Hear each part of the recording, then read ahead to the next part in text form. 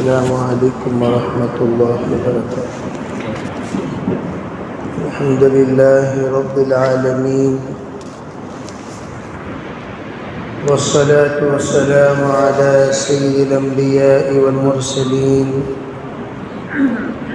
محمد وآله وأصحابه أجمعين، ومن تبعهم بإحسان إلى يوم الدين،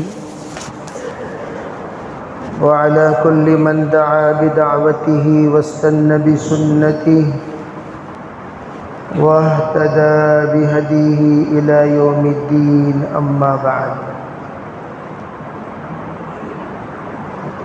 أعوذ بالله من الشيطان الرجيم. بسم الله الرحمن الرحيم.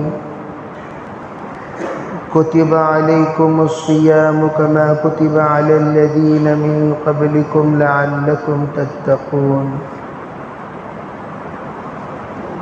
وقال النبي صلى الله عليه وسلم: المعدة حوض البدن، فإن صلحت صلح الجسد كله، فإن فسدت فسد الجسد كله. وقال عليه الصلاة والسلام: إن الله سبحانه وتعالى يقول: الصوم لي وأنا أجزي به.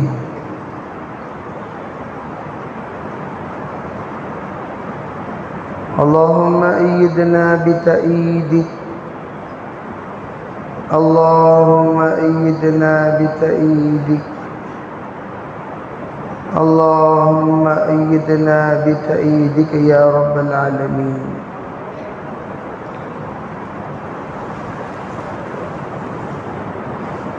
محترم معزز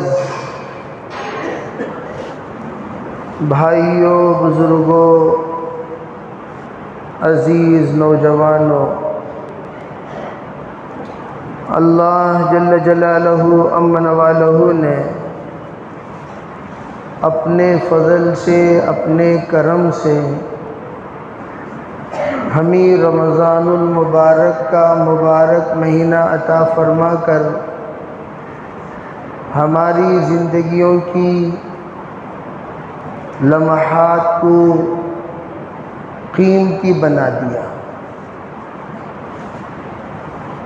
ہماری زندگیاں تو ایک معمولی زندگی ہے، اس کے اوقات کی کوئی حیثیت ہمارے نزدیک نہیں ہے، جس کی وجہ سے ہم اپنی زندگی کو جیسے ہمارے من میں آتا ہے ویسے ہم گزار کر اس کو ختم کر دیتے ہیں. لیکن اللہ نے رمضان دے کر ہم پر کئی طرح کے احسانات فرمائے.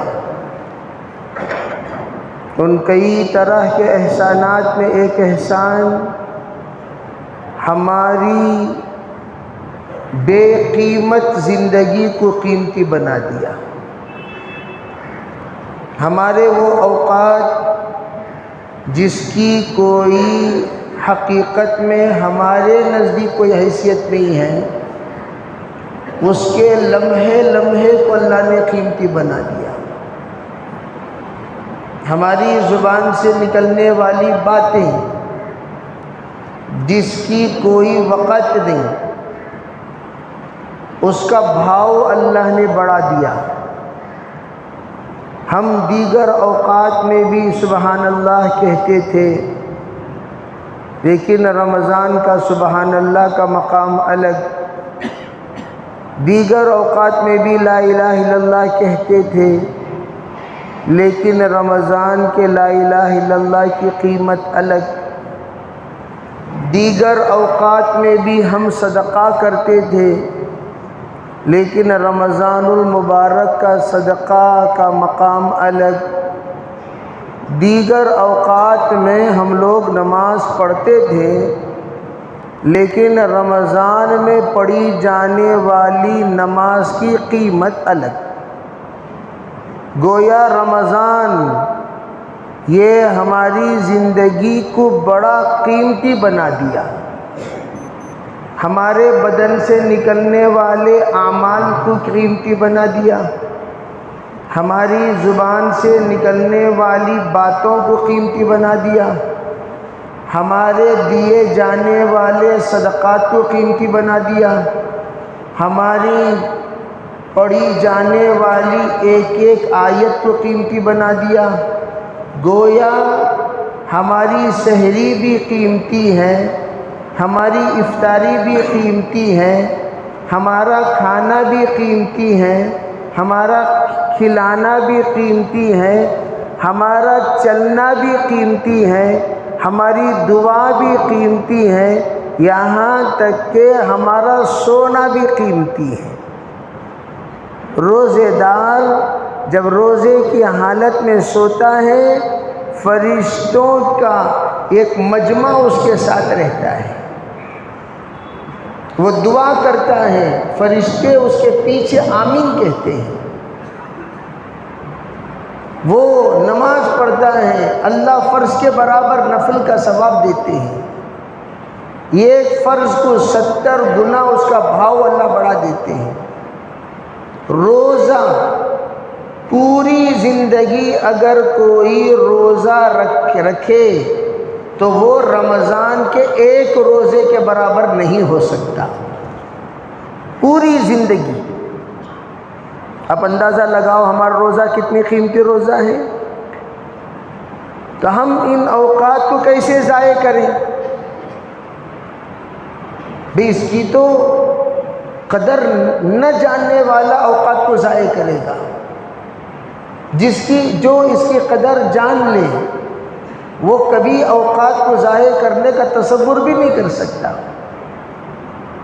اسی لیے میں نے گزشتہ جمعہ کہا، سب کے پاس تسبیح ہونی چاہیے، بیان کے اوقات میں نہیں، دیگر تمام اوقات میں کیا ہونا چاہیے؟ تسبیح۔ تسبیح کیا ہے؟ زبان کو کنٹرول کرنے والی چیز۔ آپ تسبیح ہاتھ میں رکھو گے، آٹومیٹک وہ بولو گے جو بولنا چاہیے۔ میں اس لیے عرض کرنا چاہتا ہوں، المذکرہ کہا تسبیح کو، یہ یاد دلاتی ہے کس کو؟ اللہ کے ذکر کو۔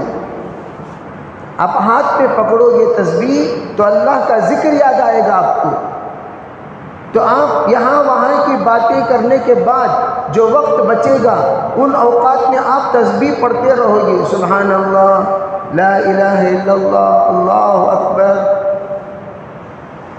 درود شریف پڑھو گے، استغفار کرو گے، تو وقت ہمارا بچے گا کہ نہیں بچے گا؟ تو رمضان یہ ہم سب کو سدھارنے کے لیے آیا، سدھارنے کے لیے۔ اگر رمضان من جانب اللہ نہ ہوتا، علماء فرماتے ہیں لوگوں کا دل یہ بنی اسرائیل کی طرح سخت ہو جاتا۔ بنی اسرائیل اتنے سخت، اتنے سخت، اتنے سخت، انبیاء علیہ السلام کی ایک بڑی تعداد اللہ نے بنی اسرائیل میں مبعوث کیا ہے۔ آدھے انبیاء بنی اسرائیل میں آئے، 70,000 کی تعداد ہے ان کی، جو صرف ایک قوم میں نازل ہوئے، مبعوث ہوئے بنی اسرائیل میں۔ او قست قلوبکم، اللہ تعالیٰ فرماتے تم لوگوں کے دل اور سخت ہو گئے، اور جس کا نتیجہ کیا ہوا؟ ماننے کی صفت ہی نہیں، گھمنڈ،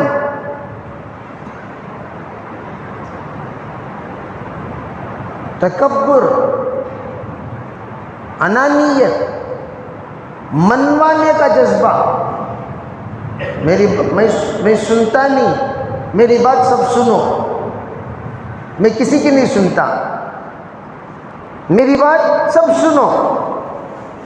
اس طرح کی فرعونیت، حامانیت، شدادیت، نمرودیت بنی اسرائیل کے اندر پائی جاتی تھی، اور وہ لوگ روزے میں بھی چراتے تھے۔ کیا کرتے تھے بولو؟ جیسے نماز کا چور ہوتا ہے ویسے روزے کا بھی، بولو بھائی کون ہوتا ہے؟ چور، نماز کا چور، بدترین چور جو نماز میں چوری کرتا ہے۔ حضور سے پوچھا گیا حضور وہ کیسے نماز میں کیسے؟ کہا وہ تلاوت صحیح ڈھنگ سے نہیں کرتا، اللہ اکبر باندھے گا اور اس کی زبان پر ہمیشہ جب دیکھو انا اعطیناک الکوثر، اللہ اکبر بول کو باندھتے ہی جب دیکھو منہ میں کیا؟ گویا اس نے لنک لگا دی سورہ فاتحہ اور سورہ کوثر کے درمیان۔ ہمیشہ 99% اللہ اکبر تکبیر باندھتے ہی ان کی زبانوں میں نکلنے والی سورت وَلَضَّالِّينَ آمین اِنَّا أَعْطَيْنَاكَ الْكَوْثَرَ فَصَلِّ لِرَبِّكَ وَانْحَرْ إِنَّ شَانِئَكَ هُوَ الْأَبْتَرُ۔ اللہ اکبر۔ یہ بھائی یہ سورت کے علاوہ دوسری سورت نظر نہیں آتی؟ نہیں کہ تو وَالْعَصْرِ إِنَّ الْإِنسَانَ لَفِي خُسْرٍ إِلَّا الَّذِينَ آمَنُوا وَعَمِلُوا الصَّالِحَاتِ وَتَوَاصَوْا بِالْحَقِّ وَتَوَاصَوْا بِالصَّبْرِ۔ اللہ بعض لوگ آ کر پوچھتے ہیں حضرت اس سے بھی پہنچتی بھی چھوٹی صورت ہے کیا؟ ثم نظر ثم عبس وبصر ثم ادبر واستكبر۔ اللہ اکبر۔ سبحان ربك رب العزة عما يصفون وسلام على المرسلين والحمد لله رب العالمين۔ اللہ اکبر۔ مدہامتان فبأي آلاء ربكما تكذبان۔ اللہ اکبر۔ لوگ نماز پڑھ رہے ہیں،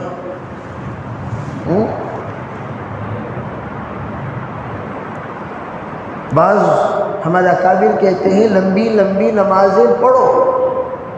کسی نے پوچھا حضرت ہمیں تو کوئی صورتیں یاد نہیں، کیا کریں؟ کہا سورہ فاتحہ کے بعد 50 بار سورہ اخلاص پڑھو۔ کتنے بار پڑھو؟ ارے بھائی کتنے بار پڑھو؟ 50 بار پڑھو۔ پڑھیں گے انشاءاللہ تہجد میں جلدی اٹھ جانا، 50 بار پڑھو۔ بولے حضرت بول کو پڑھ لے کو سحری کا وقت ختم ہو گیا، ایسے حرکتیں کرو نو۔ 50 بار پڑھو گے تو کب پڑھو؟ ٹائم رہا تو پڑھو، ٹھیک ہے بھائی؟ کسی کو لمبی رکعت، دیکھو بھائی صلاۃ التسبیح، کون سی تسبیح؟ لمبی رکعت زندگی میں کبھی کبھار پڑھنا چاہیے۔ ہمیشہ مسافرہ نماز پڑھے سکا پڑھتی ہیں ہمارے نمازات مسافران کی نمازیں ہوگی۔ مسافرہ نماز پڑھتے نہیں۔ مسافر مختصر سورہ پڑھنا، خارج صاحب کو سفر میں کبھی امام نہیں بنانا، انہوں تجوید سے پڑھ کر ٹرین چلی آتی۔ مختصر نماز، انا اعطیناک الکوثر، قل هو اللہ احد، والعصر، یہ کب پڑھو؟ سفر میں پڑھو۔ سفر میں ایک بار سبحان ربی العظیم، ایک بار سبحان ربی الاعلیٰ، ٹھیک ہے بھائی؟ التحیات پڑھ لیے، اللہم صلی علی محمد، درود شریف، اللہم اغفر لی ورحمنی، دعا ہو گئی، السلام علیکم ورحمۃ اللہ، السلام علیکم ورحمۃ اللہ۔ پیچھے بھی لوگ انتظار میں کھڑے ہیں، ان کو پار ہونا ہے، سامنے بھی انتظار میں کھڑے، پار ہونا۔ مختصر نماز پڑھو۔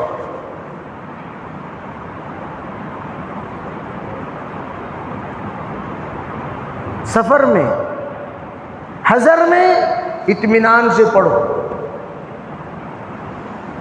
11 بار سبحان ربی العظیم پڑھو، 11 بار سبحان ربی الاعلیٰ پڑھو، سکون سے پڑھو، نماز کا مزہ ملے گا۔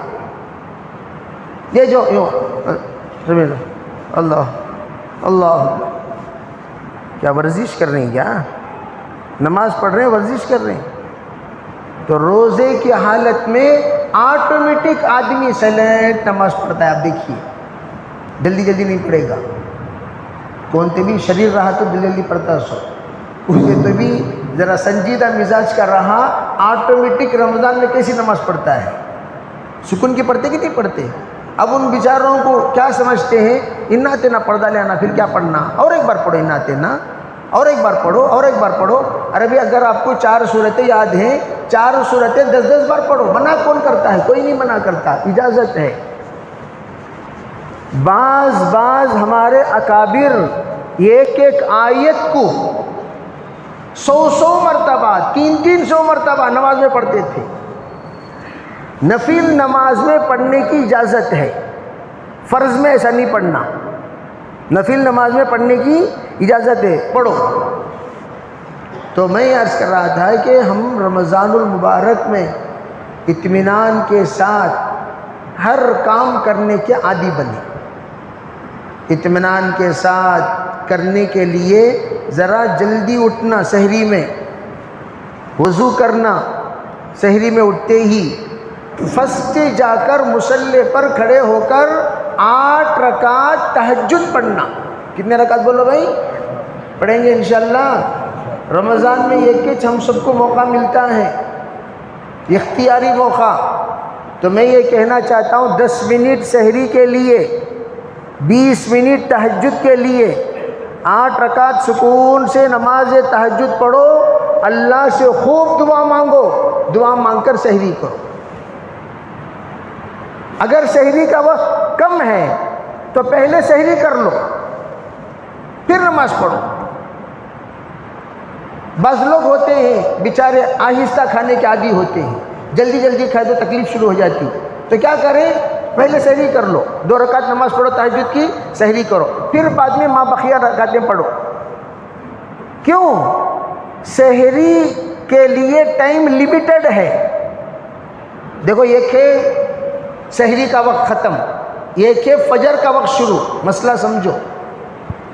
سحری اور فجر کے وقت کے درمیان میں 7 منٹ ڈاؤٹ ٹائم ہے، ڈاؤٹ ٹائم۔ اسے کیا کہتے ہیں؟ کیا کہتے ہیں؟ بولتے رہے تو تمہیں لوگوں جاگ لگ رہتی تھا، ہلوس ہو جاتی، دیکھ لو کو چھومی سب ہلو کیا کر رہی، رکوع میں چلے جا رہی، ہلو یوں دیکھ رہی، حضرت دیکھ رہی، کیا دیکھ لو کو چھو۔ رمضان نا مجھے بھی روزہ لگا ہوا ہے، اور ڈاؤٹ ٹائم ہے 7 منٹ، وہ 7 منٹ میں سحری نہیں کر سکتے، اس لیے جو ٹائم ٹیبل میں نے بتایا گزشتہ، بنگلور نماز ٹائم ڈالتے ہی 5:11 بتائے گا فجر کا ٹائم۔ کتنا بتائے گا؟ ارے بھئی آج کا ٹائم کتنا بتایا؟ 5:11، تو 5:11 بتا رہا ہے تو 5:1 کو سحری ختم، 5:1 کو سحری ختم۔ اب اذان وزانے تو بہت ساری جگہوں پر نہیں ہو رہی ہیں، تو آپ لوگ پریشان نہیں ہونا، آپ خود ٹائم دیکھ لینا، اے بھائی 5:1 کو ختم، تو عورتوں کو 2 منٹ پہلے بولو، 50/8 کو ختم کو تو انہوں بریک لگاتے لگاتے وہاں تک پہنچتی 5:1 تک کے۔ مستورات کی عادت کو، ٹرین ہمیشہ 1 بجے ہے گو تو 12:30 بجے ٹرین کو بولنا ان کو، تب چنو برابر 12:40 ہو اسٹیشن کو پہنچتی، تو ٹرین ملتی، تو میں 1 بجے ٹائم بولے تو 1:15 بجے پہنچتی، وہ پرانی عادت کو لیٹ پہنچنے کی۔ تو مستورات کو آپ 2 منٹ پہلے بول دیں، 50/8 کو ختم کو تو کیا کریں گے انہوں 5 بجے تک گھسیٹ لے کر آئیں گے، نہیں تو نہیں کھاما پروانی، نہیں کھاما پروانی بول کو کھا لے کو چھتی انہوں۔ تو ایک تو ٹائم اس کا خیال رکھیں، ٹھیک ہے بھائی؟ ڈاؤٹ کنفیوز نہیں ہو جانا، کیا حضرت یہ ٹائم ٹیبل میں 11 لکھو ہے، یہاں 7 لکھو ہے، یہاں 6 لکھو ہے، سب کو طلاق دے ڈالو، کون سے بھی کارڈان دیکھنے کی ضرورت نہیں، سب کے پاس موبائل ہی. بنگلور نماز ٹائم بتائے گا آپ کو. 10 منٹ پہلے سحری ختم کرو. وہ جو 10 منٹ ہے اس میں تم تہجد پڑھ سکتے ہو. یہ بتانا چاہ رہا ہوں. اس میں کیا پڑھ سکتے ہو بولو؟ کھانا تو نہیں کھا سکتے, سحری تو نہیں کر سکتے, لیکن تہجد پڑھ سکتے ہو. تو کیا کریں؟ 2 رکعت تہجد پڑھ کر فوراً کھانا کھا لیں, سحری کر لیں. اور سحری ہمیشہ ایسا غذا کھایا کرو جو بد ہضمی نہ ہو. اس لیے کہ ان ٹائم ہم لوگ کھا رہے ہیں. بد ہضمی نہیں ہونا اور مقوی ہونا. بد ہضمی بھی نہیں ہونا, مقوی بھی ہونا, طبیعت کو سوٹیبل ہونا, زیادہ گرم نہ رہنا, اور زیادہ گیس کو پیدا کرنے والی چیز نہیں رہنا. نہیں کہ تو خالی ڈکارا جی کیا جی یہ نہیں بھئی تو کیا کھا لیا کہ سمجھ میں رہا نہیں, خالی ڈکارا ظہر تک کے. اور ڈکارا سے روزے دار کو تکلیف ہوتی, یہ خود کو تکلیف ہوتی بول رہا ہوں میں. آپ روزہ رکھے رہیں گے, ڈکار کی وجہ سے آپ کو خود تکلیف ہوگی. اور اتنا مت کھائیے کہ وہ الٹی ہو جائے, اتنا مت کھائیے اور اتنا مت کھلائیے بچوں کو بھی. بس بولے تو بس. اور دہی کا استعمال پانی کے ساتھ زیادہ مفید ہے. یہ پیاس کو بجھانے والی چیز ہے. پیاس دہی پانی کے ساتھ, خالص دہی نہیں, پانی کے ساتھ استعمال کریں. اور سحری کے وقت میں جس وقت ہم لوگ سحری کریں, اچھی طرح چبا کر کھائیں. دانت کا کام آنت کو نہ دیں. دانت کا کام آنت کو نہ دیں. کیا مطلب؟ آپ چوئنگ برابر نہیں کرو گے تو پھر کیا ہوگا؟ مشین کو زیادہ کام کرنا پڑے گا, انہیں جا کر کریشر کرے گا, اس میں زیادہ ٹائم لگ جائے گا. تو دانت کا کام آنت کو دینے سے آنت کو تکلیف پڑ جاتی ہے. دانت کا کام دانت کو دیں, آنت کا کام آنت کو دیں.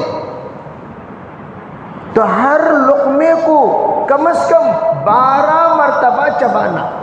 کتنے بار بولو؟ ارے بولو بھائی, یہ سب سکھانا پڑ رہا ہے. آج کل اونٹ کی جگہ نکلنا شروع ہوگی. ڈال رہی نہیں, دیکھ کہاں جی سموسے نے کھا لیا. کیسا جی کھائے؟ 3 سموسے, وہ بھی نگلنے کی عادت.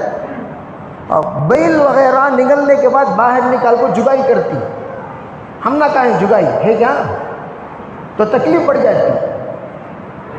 ارے بیل وغیرہ تو کھانے کے بعد کیا کرتے ہیں, اندر چلے گیا تو پھر باہر نکال کو جگائی کرتے ہیں. ان کو اللہ نے سسٹم ایسا بنا دیا, کوئی حرج نہیں, انہوں جلدی جلدی کھا لیتی, پھر اس کے بعد آرام سے پیٹ کو جگائی کرتی. لیکن ہم لوگوں کا نظام ایسا نہیں, پہلے چبا کر اندر بھیج دیے, ختم. تو اس لیے آرام سے, اور آئلی چیزیں زیادہ استعمال نہ کریں. آئلی جس میں تیل زیادہ, چربی زیادہ, تری زیادہ, نارمل.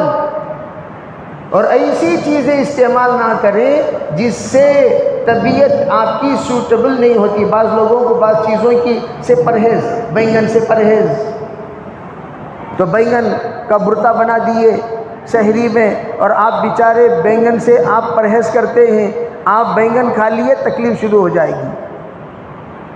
حضور صلی اللہ علیہ وسلم نے باسی کھانے کو تازے کے ساتھ ملانے سے منع کیا. سالن بھی باسی, کھانا بھی باسی, چل جائے گا. سنو, نوٹ کر لو اچھی طرح. کھانا بھی باسی, سالن بھی باسی, چل جائے گا. کھانا بھی تازہ, سالن بھی تازہ, چل جائے گا.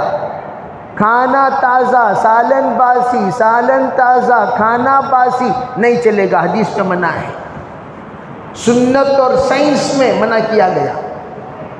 سنت اور سائنس. دوسری بات, 2 لال گوشت کو ایک ساتھ نہ ملائیں, 2 سفید گوشت کو دو لال گوشت کھا سکتے ہیں، دو سفید گوشت کھا سکتے ہیں، لال اور سفید کو نہ ملائیں۔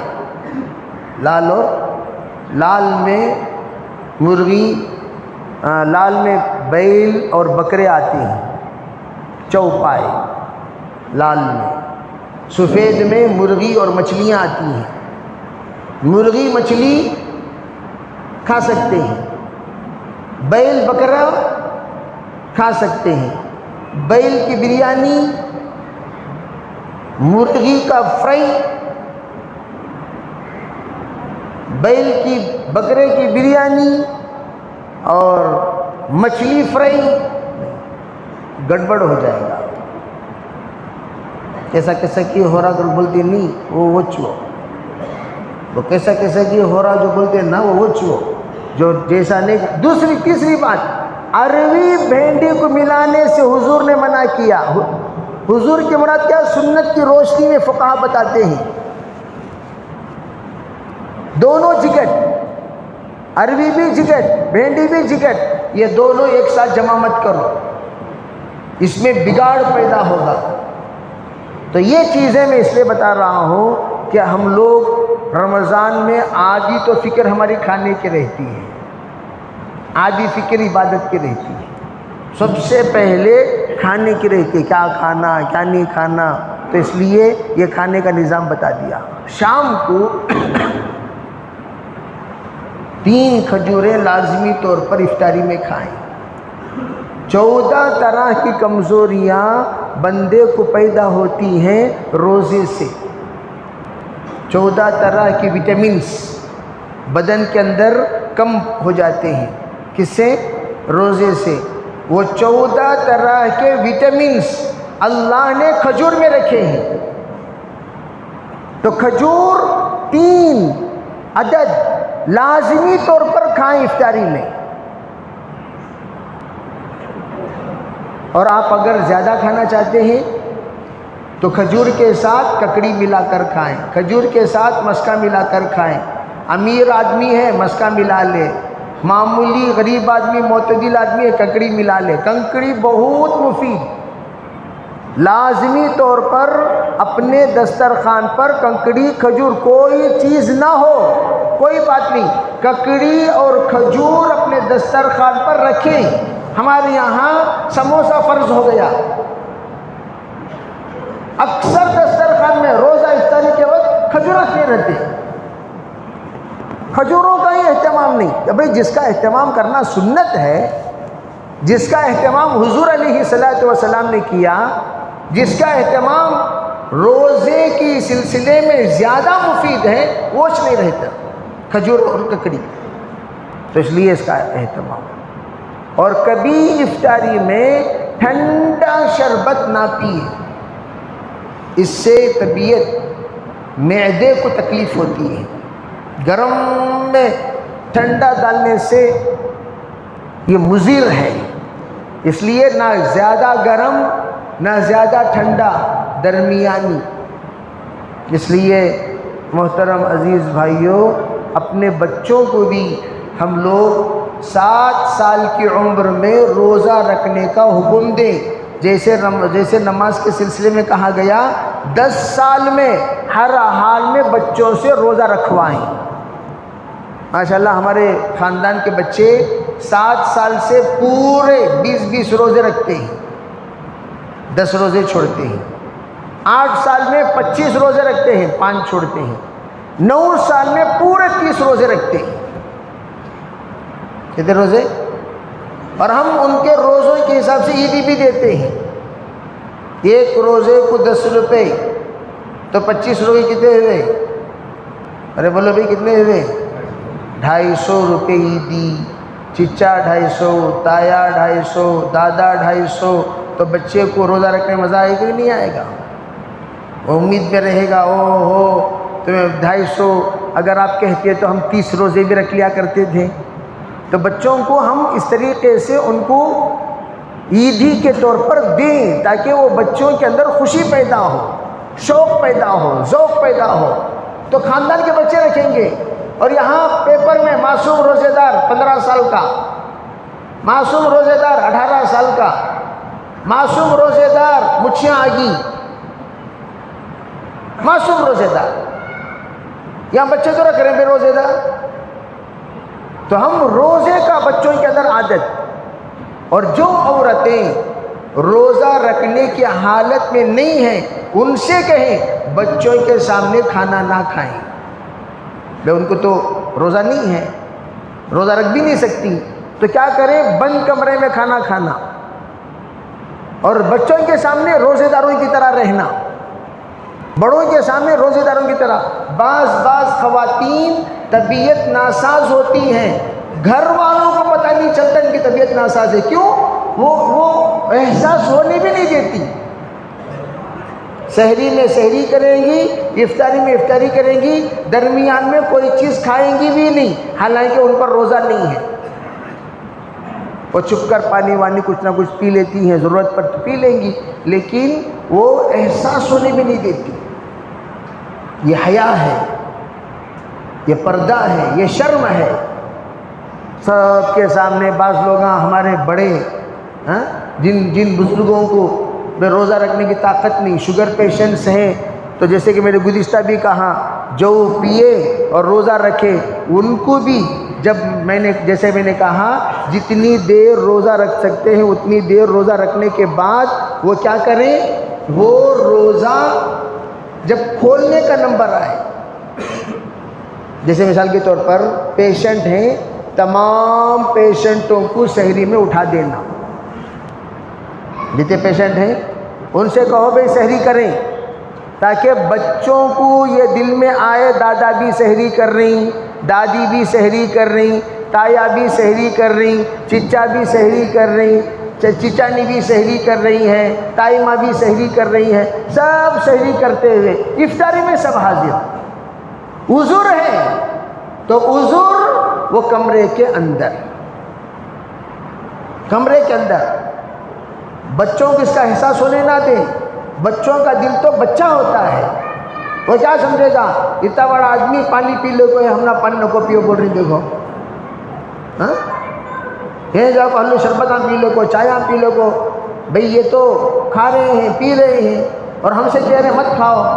تو بچوں کے روزے میں تکلیف پڑے گی، تو اس لیے بچوں کے سامنے کبھی ایسی حرکت نہ کریں اندر. اور ایک بات یاد رکھیں، روزہ جن چیزوں سے ٹوٹ جاتا ہے وہ چیزیں نواقض صوم. روزہ کن کن چیزوں سے ٹوٹ جاتا ہے؟ خوشبو سونگھنے سے نہیں ٹوٹتا، عود بتی سونگھنے سے ٹوٹ جاتا ہے. جیسے عود بتی کا دھواں، دھونی کا دھواں، عود کا دھواں سونگھیں گے روزہ ٹوٹ جائے گا. طبیعت ناساز ہے، انجیکشن لگا لیے روزہ نہیں ٹوٹے گا، گلوکوز چڑھا لیے روزہ ٹوٹ جائے گا. گلوکوز سے آدمی زندہ رہتا ہے، آدمی کو طاقت ملتی ہے، آدمی کو قوت ملتی ہے. گلوکوز ایک اعتبار سے غذا ہے. 2 باٹل چڑھا لیے پورا دن ضرورت نہیں پڑے گی. تو روزے میں انجیکشن لگوا سکتے ہیں، گلوکوز نہیں چڑھا سکتے. روزے میں انہیلر لے سکتے ہیں کیا؟ نہیں لے سکتے. روزے میں انہیلر لینے سے روزہ ٹوٹ جاتا ہے. ایک صاحب کہنے لگے مجھے سانس کی تکلیف ہے، میں کیا کروں؟ کہاں صرف ہوا والا آکسیجن آپ لے سکتے ہیں. جن چیزوں سے ہمارے روزے کو رمضان میں تکلیف ہو، جیسے مثال سیڑھی چڑھنے سے تکلیف ہوتی ہے، سانس پھولتی ہے، تو ایسے لوگ سیڑھی نہ چڑھیں. بعض لوگ ہوتے ہیں جن کو روزے میں بعض کام کرنے سے تکلیف بڑھ جاتی ہے، ایسے کام روزے میں نہ کریں. اپنے آپ کو ریسٹ میں رکھیں، آرام کریں، روزے کو ٹینشن میں نہ ڈالیں. جیسے مسجد کو آنے جانے میں آپ کو روزے میں تکلیف ہوتی ہے، عمر رسیدہ ہیں آپ کو افطاری کے بعد آ سکتے ہیں لیکن ظہر کی نماز کو نہیں آ سکتے، چکر آتی ہے. عصر کو نہیں آ سکتے، چکر آتی ہے، آپ گھر میں نماز پڑھیں. عمر رسیدہ لوگ، بیمار لوگوں کو بول رہا ہوں، سب کو نہیں. عمر رسیدہ جو بوڑھے ہو چکے ہیں، کمزور ہو چکے ہیں، ان کو تکلیف ہو رہی ہے ظہر میں اور عصر میں، انہوں کہاں پڑھیں؟ زبردستی مسجد کو نہ آئیں، وہ گھر میں پڑھیں آرام سے۔ اور جو لوگ الحمدللہ صحت مند وہ آئیں، چھوٹی موٹی تکلیف ہوتی ہونے دیں، اسی کا نام تو روزہ ہے۔ اور اپنے آپ کو بار بار ایک بار پانی نہا سکتے، بعض لوگ روزے کی حالت میں غرغرہ بھی کرتے ہیں، غرغرہ کرنے سے روزہ ٹوٹ جائے گا، غرغرہ نہیں۔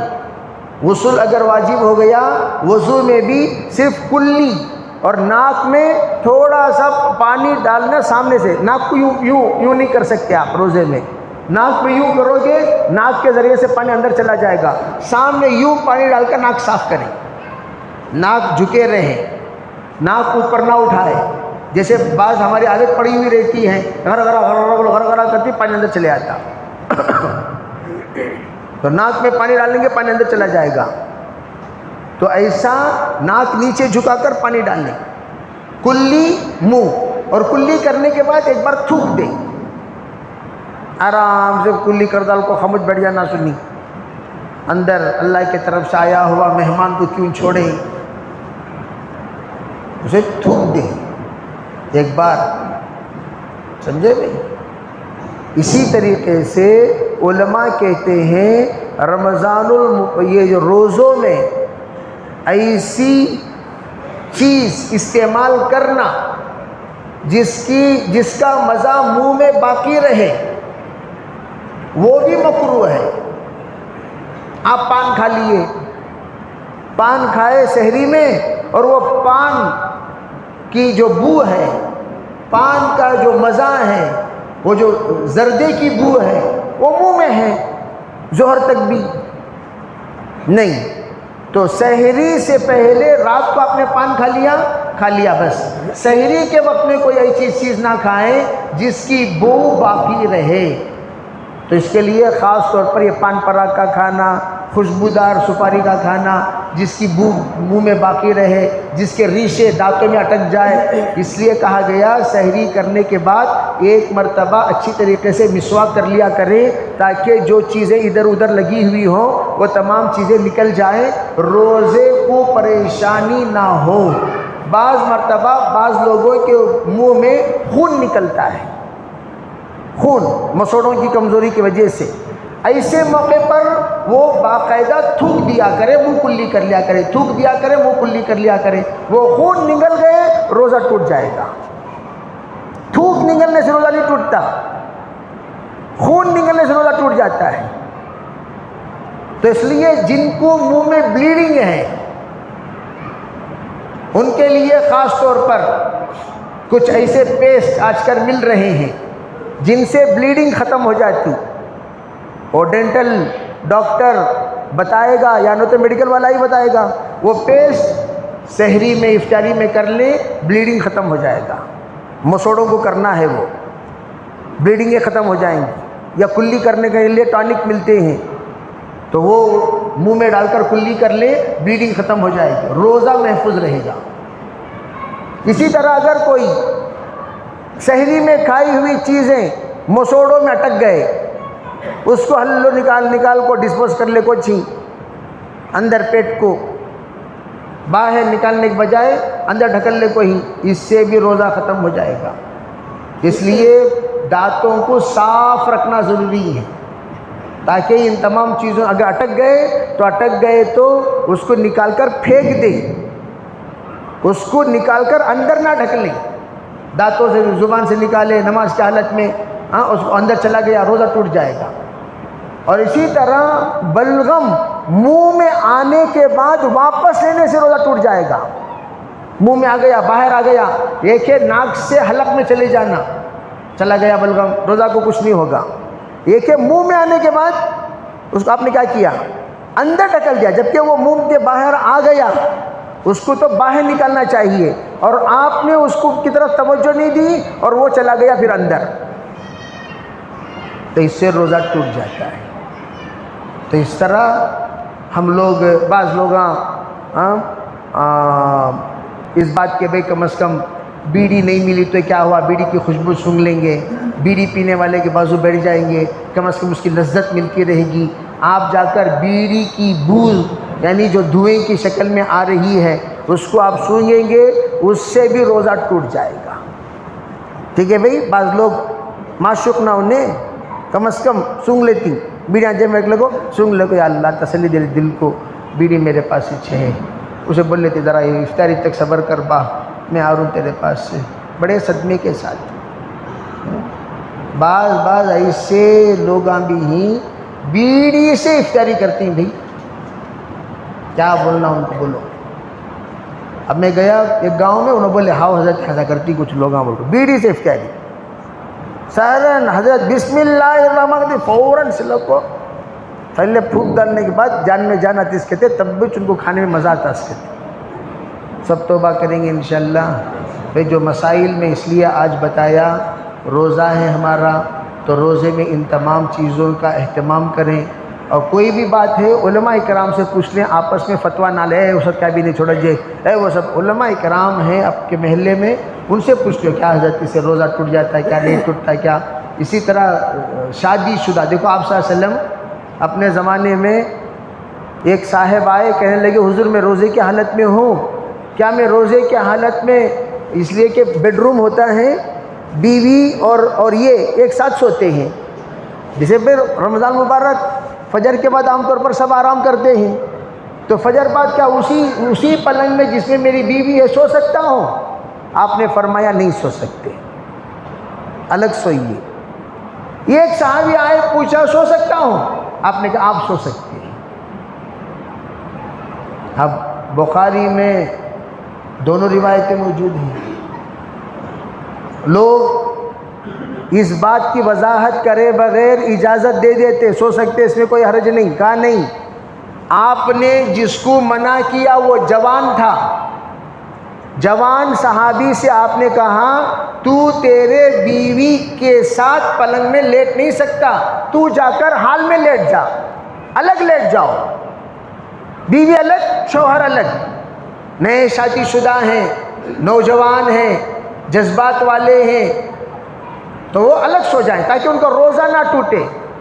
اگر خدا نخواستہ روزے کے حالت میں کوئی ایسی حرکت ہو گئی، ازدواجی زندگی کا تعلق قائم ہو گیا، ایک روزہ جو ایسے حالت میں اگر توڑ دے 2 مہینہ کفارہ رکھنا ہوگا روزہ، نہیں تو 60 مسکینوں کو کھانا کھلانا، اس لیے نہیں الگ۔ وہ جس کو حضور نے اجازت دی وہ کون تھے؟ وہ عمر رسیدہ تھے، بزرگ تھے، شادی ہو کر ایک زمانہ ہو گیا، وہ ایسی ویسی حرکت سب نہیں کرتے، تو ان کو آپ نے اجازت دے دی بھی آپ لیٹ سکتے۔ کیا مطلب؟ یعنی ایک پلنگ میں ایک طرف بیوی ایک طرف میاں لیٹ سکتے، لیکن کوئی حرج نہیں، تو اس کا خیال رکھیں۔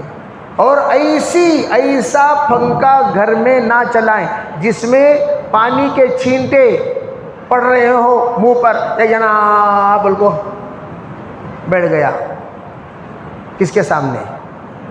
کولر کے سامنے، پانی کے چھینٹے پڑ رہی، پڑنے بعد پھر وہ سب ملا کو ایک گھٹ پانی ہو جائے گا۔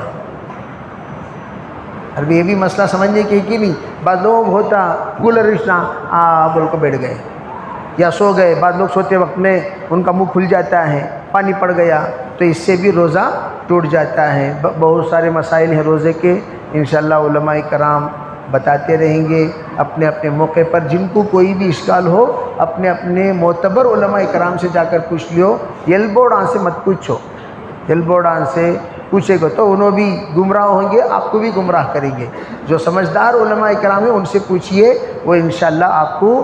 اور آج کل تو ماشاءاللہ فضا اسے کیا کہتے ہیں، تعلیم الاسلام ہے، تعلیم الاسلام، اس میں بہت سارے روزے کے مسائل ہیں، وہ پڑھیے۔ اور ہمارے معتبر علماء کرام کی جو اردو کتابیں ہیں وہ اس میں کچھ مسائل ہیں، وہ بھی آپ پڑھ کر معلوم کر لے سکتے ہیں۔ وہ کتاب پڑھ سکتے ہیں کیا؟ وہ علماء سے مشورہ کر کے پڑھیں، اپنے طرف سے نہ پڑھیں، علماء سے مشورہ کر لیں یہ پڑھ سکتے ہیں، ہاں پڑھیں، انشاءاللہ بڑا فائدہ ہوگا۔ اللہ تعالیٰ عمل کی توفیق عطا فرمائے، سب کے روزوں کو اللہ قبول فرمائے، اللہ فاسد ہونے سے خراب ہونے سے بچائے۔ وآخر دعوانا الحمدللہ رب العالمین۔